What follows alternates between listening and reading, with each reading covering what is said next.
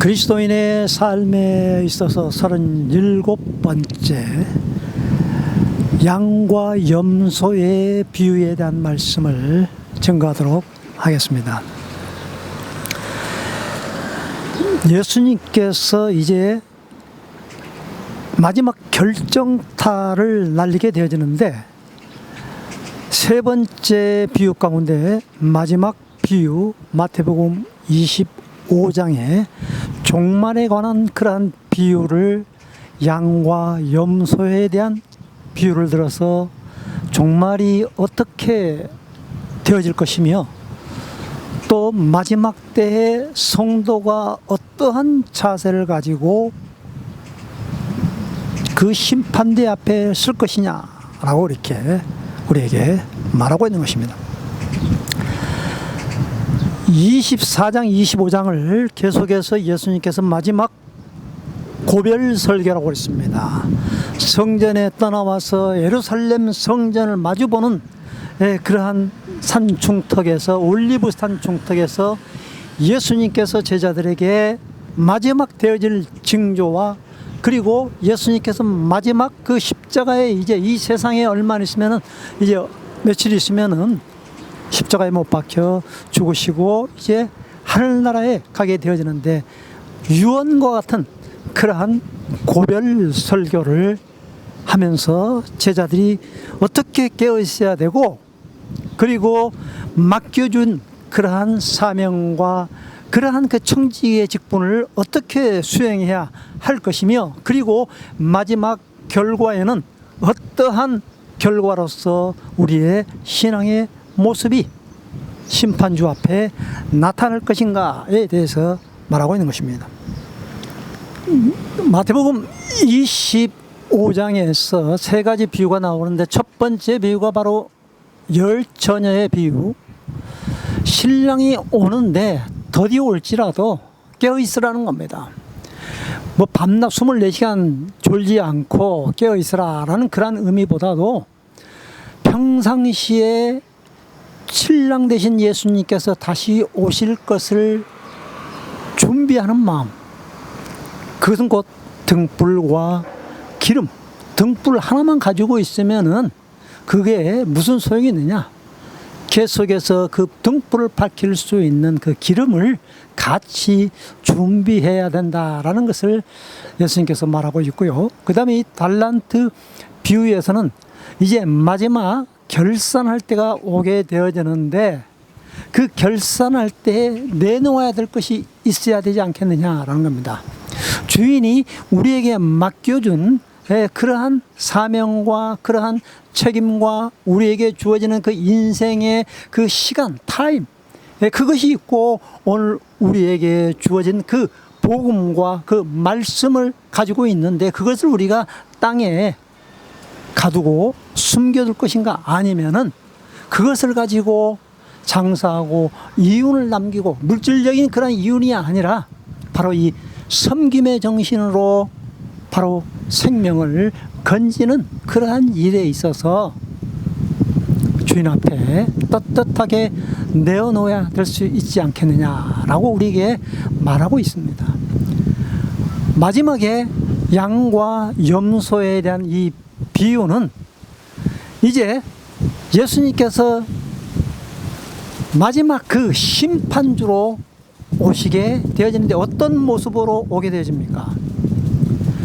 자기의 영광으로 천사들과 함께 그 호령과 나팔 소리로, 그리고 보좌에 앉으셔서 모든 민족을 다 모아서 이제 구분하게 된다는 겁니다. 마치 목자가 양과 염소를 구분하듯이 그렇게 구분한다라는 것입니다. 목자가 양과 염소를 구분하는데 어떻게 구분합니까? 그것은 이제 때가 있다라는 것입니다. 그 구분할 때가 있어요. 평상시에는 그 목초지에서 양과 염소가 같이 한데 어울려서 풀을 뜯어먹고 같이 자랍니다. 똑같이 그들은 목자의 보살핌을 받고 살아가는 것입니다. 그런데 이제 저녁에 잠자로 들어갈 때에는 양과 염소를 구분합니다. 양은 털이 많이 있어서 추위에 강해요. 그러나 염소는 추위에 약하다고 그래요. 그래서 염소는 따뜻하게 지낼 수 있는 곳으로 목자가 보내고, 그리고 양은 실외에서도 잘 수 있도록 그렇게 분리한다는 것입니다. 그리고 또 어느 때 분리하냐면은 양털을 깎을 때에 양과 염소를 분리하는 것입니다. 평상시에는 모르는 것입니다. 이게 마지막의 모습이라는 것입니다. 우리가 이 세상에서 신앙생활을 열심히 합니다. 교회도 열심히 나가고요.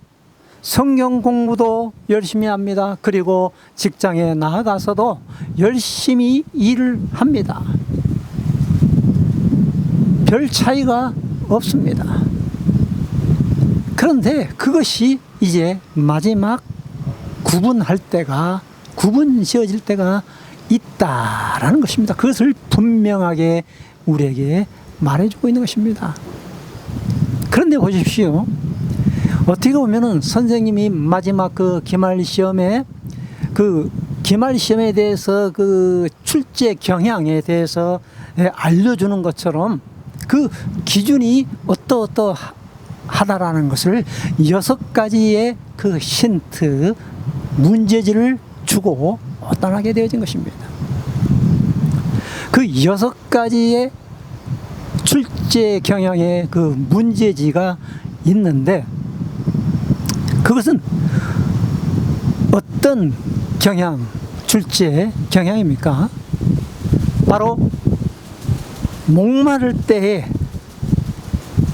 줄일 때에, 그리고 나그네 되었을 때에, 헐벗었을 때, 병들었을 때에, 옥에 갇혔을 때에 어떻게 하느냐에 따라서 그것이 정답이냐 오답이냐, 즉 천국이냐 지옥이냐 갈림길이 그곳에서 벌어진다라는 이야기인 것입니다. 자, 지금은 이제 가을입니다. 추석도 지났고 이제 날씨가 아주 참 화창하고 아주 참 아름다운 그러한 그 절기입니다. 오늘 어제 햇밥을 지어서 먹어봤습니다. 아주 달라요. 햇밥이 그렇게 참 쫄깃쫄깃하니 벌써 햇밥이 나와가지고 햇밥을 지어 먹었어요. 그런데 거의 대부분 논에는, 이거 장성은 논이 많이 있기 때문에 아직도 저희 집 아파트 앞에도 가보면 논이 아직 다 추수때가 아직 이르지 못했는데 배가 이제 익어가지고 이제 점차적으로 고개를 숙이고 있는 가운데 있습니다. 어떤 논에는 누렇게 익은 그런 논이 있고, 어떤 논에는 아직 이제 그 새파랗게 이제 올라오는 그러한 논도 있습니다. 그런데 희한한 것은 뭐냐면은 그 논에는 그 알곡식 벼가 아주 힘차게 자라고 있는 반면에 듬성 가라지가 있다라는 것입니다.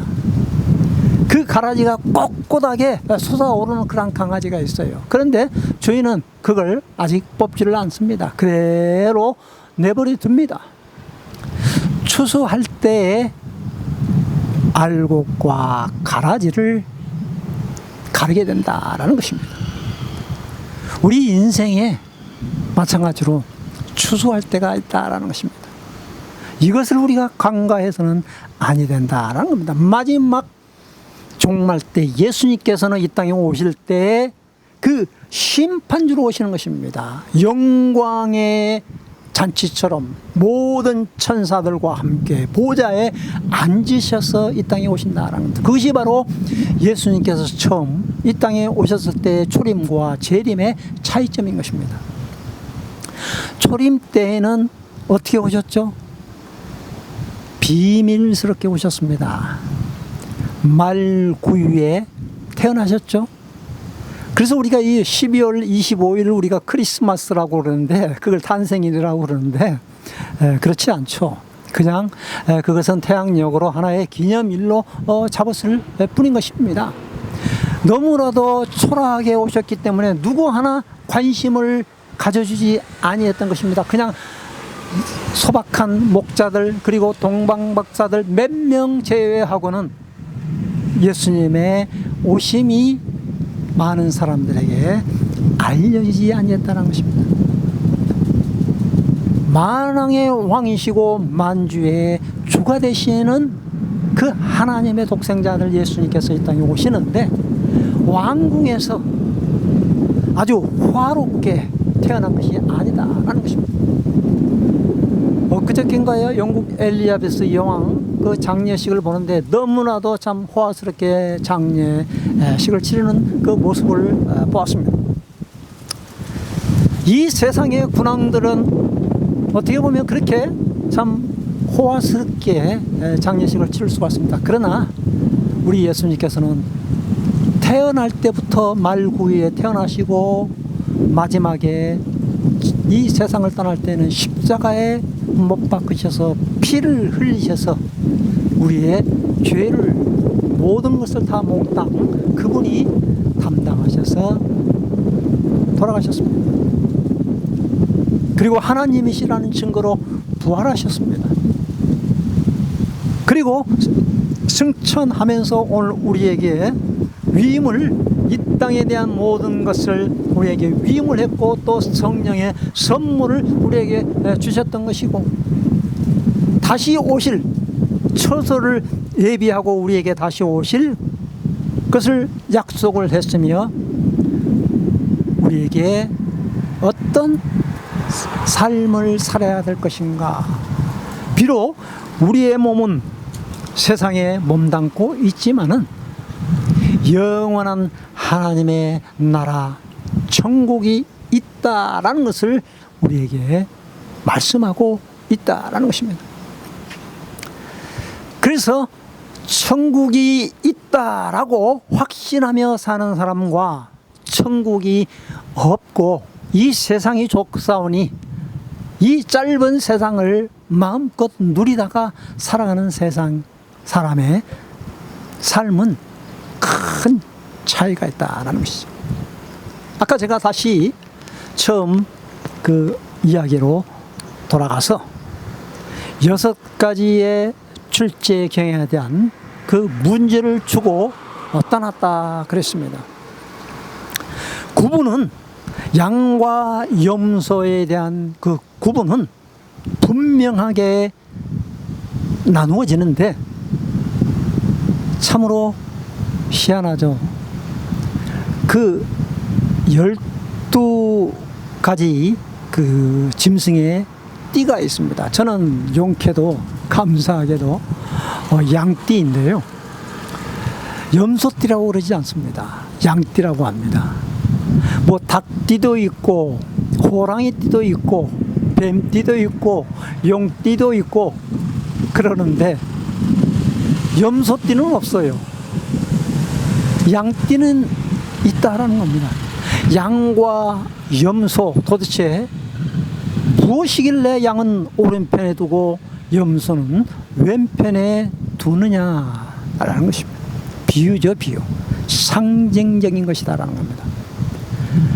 그러면 양과 염소는 예수님께서 오시기 전에도 구약시대에는 하나의 그 번제 제단의 제물로 사용되어졌던 그러한 짐승인 것입니다. 뭐 호랑이를 사자를 잡아서 하나님께 드렸다라고 그렇게 쓰이지 않습니다. 오로지 양과 염소 그리고 송아지, 소를 하나님 앞에 드려졌다라는 것입니다. 그런데 왜 예수님께서는 왜 양과 염소에 대한 비유를 했을까요? 돼지에 대한 비유를 하지 아니하고 표범과 사자에 대한 비유를 하지 않고 왜 양과 염소에 대한 비유를 했을까요? 참으로 희한하지 않습니까? 하나님 앞에 드려지는 그러한 그 제물로서 똑같이 사용되어지는데 오늘날 우리가 많은 그러한 기독교인들이 하나님 앞에 나와서 천국을 사모하면서 또한 종교 생활을 열심히 하는 그러한 사람들이 많이 있습니다.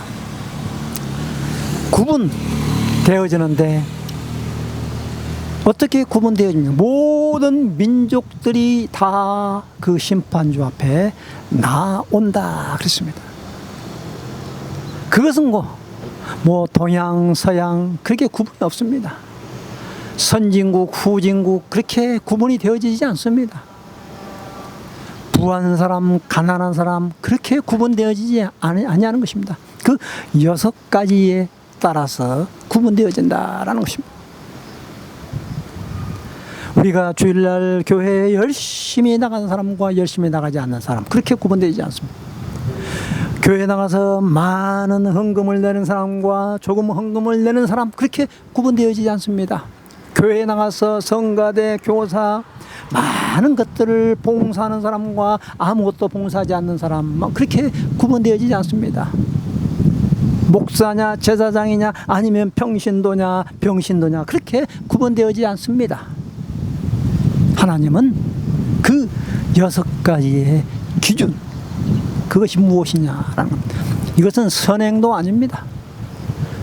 선행도 아니고 믿음으로 말미암아 은혜로 구원받은 사람이 그리스도의 보혈의 피로 말미암아 죄사함과 죄 용서함 받은 사람이 값없이 받은 그 은혜로 말미암아 헐벗었고 굶주렸고 목마르고 병들었고 옥에 갇혀있던 영적으로 비참한 상태에 있던 사람이 주님을 만나서 그 복음을 듣고 해방을 누리고 영적인 풍성함을 얻은 사람들이 곧 세상에서 똑같이 그와 같은 일을 행한 사람 그러한 사람들이 바로 양이다라고 그렇게 구분 지어서 말씀을 하고 있다라는 것입니다. 염소에게도 그와 비슷한 일을 했다고 볼 수가 있겠죠. 아마 예수님께서 지극히 작은 자에게 나에게 행한 것이다 라고 했을 때 양들은 뭐라고 말했습니까? 아니야 우리가 어느 때에 그 6가지 일을 했단 말입니까? 겸손하게 말하고 있는 것이죠. 언제 자기가 그렇게 했는지도 모르는 것입니다. 왜? 평상시에 은혜와 감사와 감격으로 자기도 그와 같은 은혜로 살기 때문에 선행을 한다, 선행을 표시한다 그런 관념 개념이 아니라 믿음과 그 자기의 삶이 그대로 세상에서 표현되어졌을 뿐이다라는 것입니다. 그러니까 기억을 하지 못하는 거예요. 선행에 대해서. 그러나 염소는 무엇라고 말합니까? 예수님께서 지극히 적은 자에게 행하지 않는 것이 곧 나에게 행하지 않는 것이다. 그럴 때 그 염소들은 뭐라고 말합니까? 아니 우리가 어느 때에 주님을 공개하지 않았단 말입니까? 주님이라고 이렇게 편말을 했더라면 우리는 분명히 기억하고 있었을 것입니다. 선행을 하고 구제하는 데 있어서 그들은 생색을 내면서 그렇게 말했을 것입니다. 이것이 바로 차이점이다라는 것입니다. 참으로 어떻게 보면 신앙생활은 쉽기도 하고 어렵기도 합니다. 신앙생활이 그 6가지 기준에 살펴보면 그것이 어려울 수도 있죠. 염소들에게는 그게 어려울 것입니다. 왜? 안 해봤던 것이기 때문에.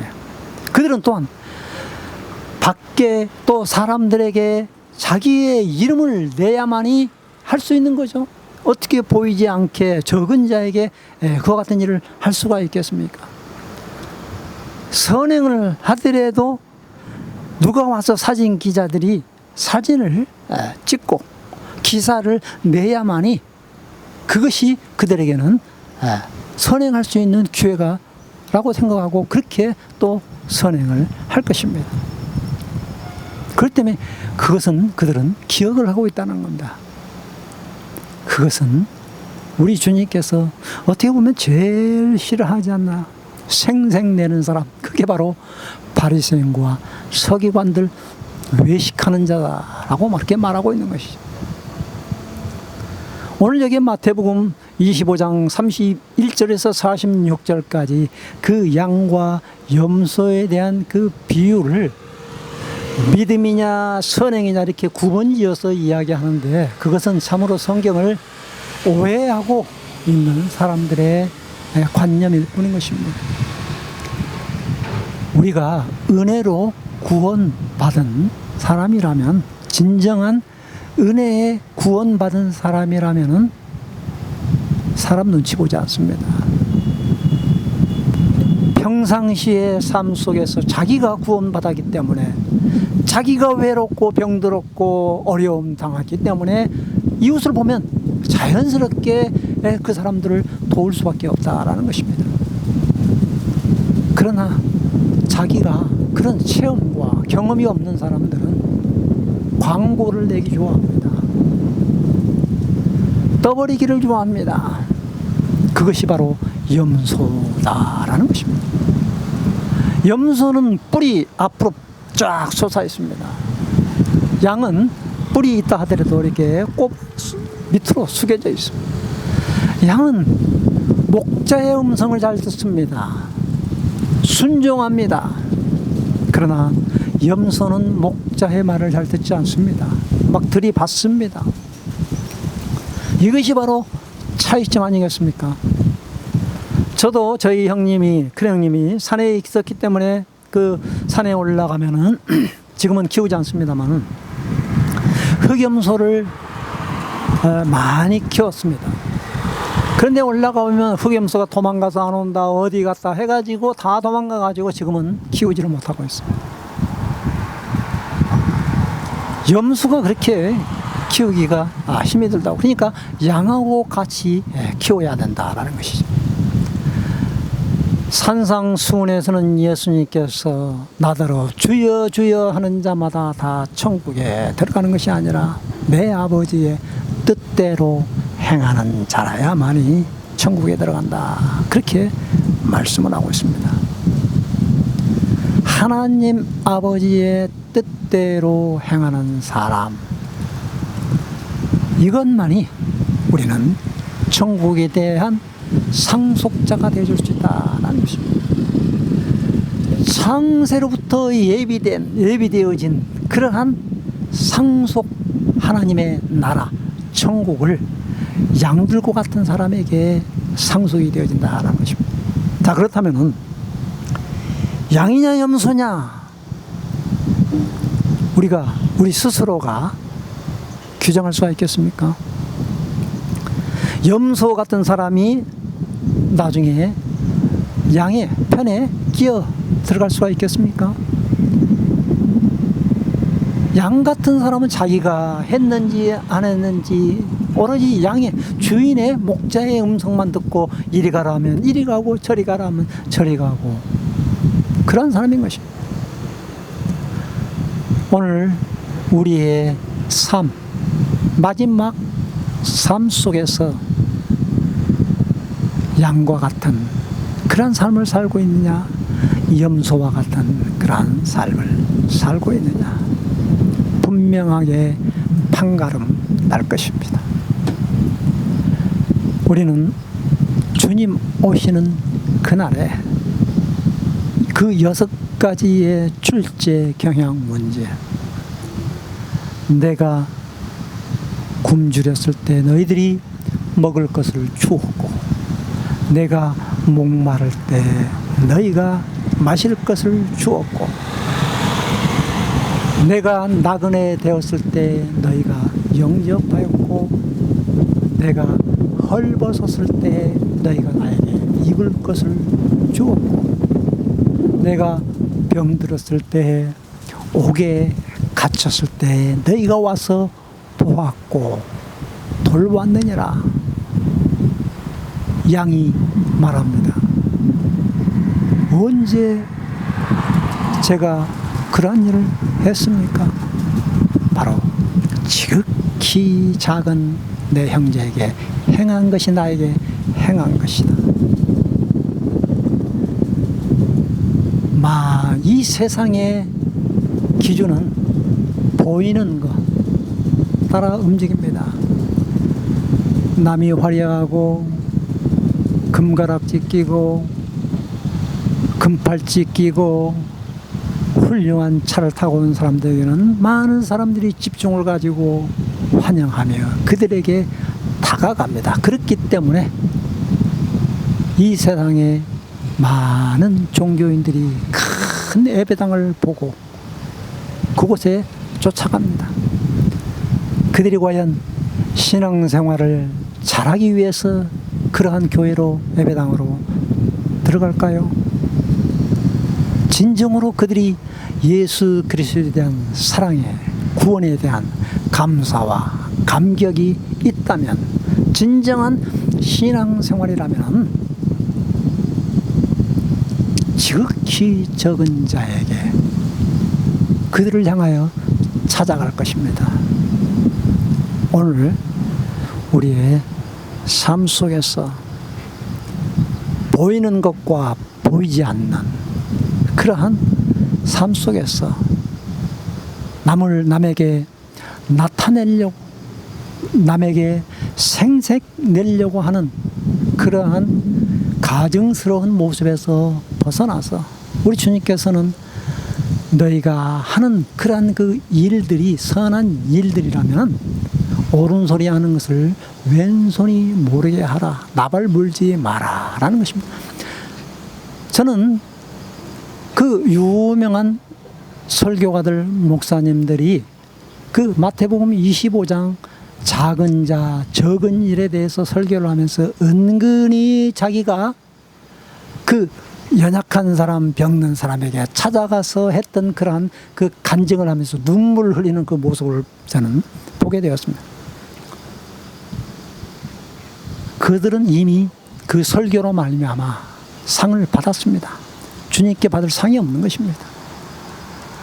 내가 한 일을 자랑하지 말고 나타내지 말고 보이지 않는 하나님, 남이 알아주지 아니하고 남이 무시하는 그 사람들에게 조용히 다가가서 그리스도의 사랑을 증거해야만이 그 사람이 바로 참된 그리스도인이 아닙니까? 믿음과 행함 동전의 양면입니다. 따로 떼어서 이야기하는 그 자체가 외식인 것입니다. 은혜로 구원받았다고 하면서 그 행위, 그 삶이 제멋대로 제 각각으로 살면 그것은 거짓일 뿐인 것입니다. 말로만 주여 주여 하는 그런 사람일 것입니다. 우리가 말로 떠들기 전에 진정한 그리스도인이라면, 믿음으로 구원받은 은혜 받은 사람이라면 삶 속에서 우리가 눈에 보이든 보이지 않든 우리 주위에 예수님 같은 분들이 너무나도 많이 있습니다. 여러분, 진정으로 천국을 소유하기를 원합니까? 가난한 사람에게 찾아가십시오. 노숙자에게 찾아가십시오. 멀리 아프리카에 선교하러 간다. 그곳에 가야만 선교가 되어집니까? 내 직장에서 나와 부딪히는 그러한 사람들에게, 또 내 가장 가까운 그러한 그 친척, 그 이웃에게 배반적인 그러한 말을 하는 것이 아니라 그리스도의 따뜻한 사랑의 말, 위로의 말 전하면은 그것이 곧 예수님께 행한 것이 되어질 것입니다. 작은 자, 연약한 사람, 그러한 사람에게 그리스도의 사랑을 베푸십시오. 어린 아이에게 냉수 한 그릇이라도 대접하는 사람은, 우리 주님은 그 상을 잃지 않겠다고 그랬습니다. 제발 좀 나발 불지 말고 자기 자랑 그만하고 여러분의 흔적을, 여러분이 그리스도에 대한 그 사랑의 흔적을 바로 가장 가까이 있는 작은 자에게 행하십시오. 그것이 천국을 상속받을 영원한 하나님에 대한, 나라에 대한 보상의 상급을 받게 되어질 것입니다.